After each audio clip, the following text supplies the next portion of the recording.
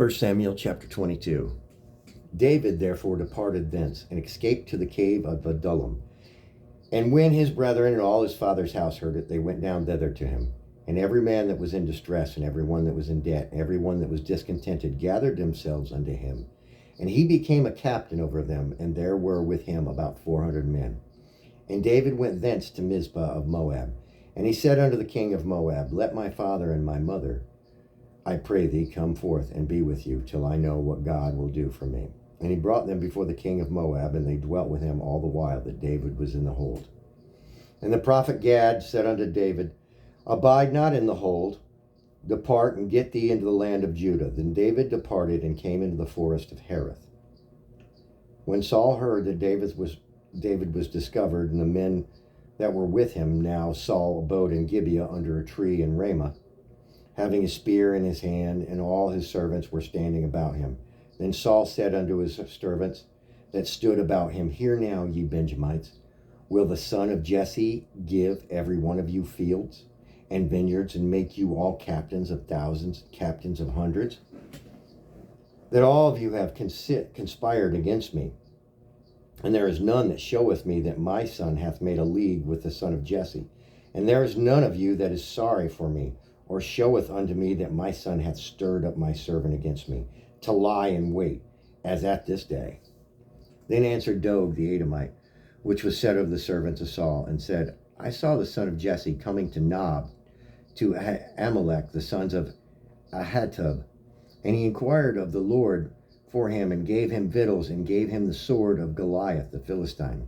Then the king sent to call Amalek, the priest, the son of Ahitub, and all his father's house, the priests that were in Nob, and they came all of them to the king. And Saul said, Hear now, thou son of Ahitub.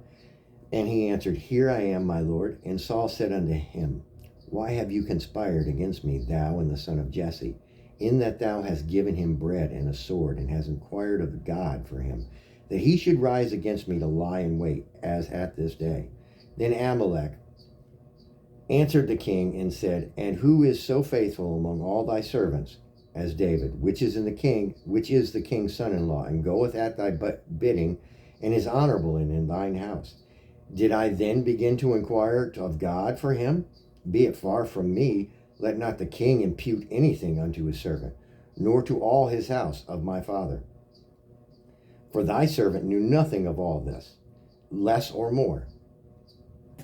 And the king said, Thou shalt surely die, Ahimelech, thou and all thy father's house. And the king said unto the footmen that stood about him, Turn and slay the priests of the Lord, because their hands also is with David, and because they knew when he fled, and did not show it to me. But the servants of the king would not put forth their hands to fall upon the priests of the Lord. And the king said to Doeg, Turn now and fall on the priest. And Doeg the Edomite turned, and he fell on the priest, and slew on that day 75 persons that did wear a linen ephod.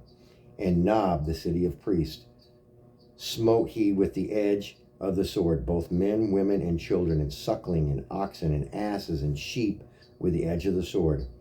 And one of the sons of Amalek, the son of Ahitub, named Abiathar, escaped and fled after David.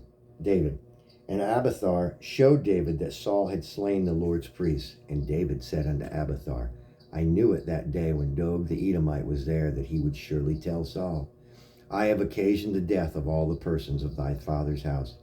Abide thou with me, fear not, for he that seeketh my life seeketh thy life, but with me thou shalt be in safeguard. Amen. That was 1 Samuel chapter 22.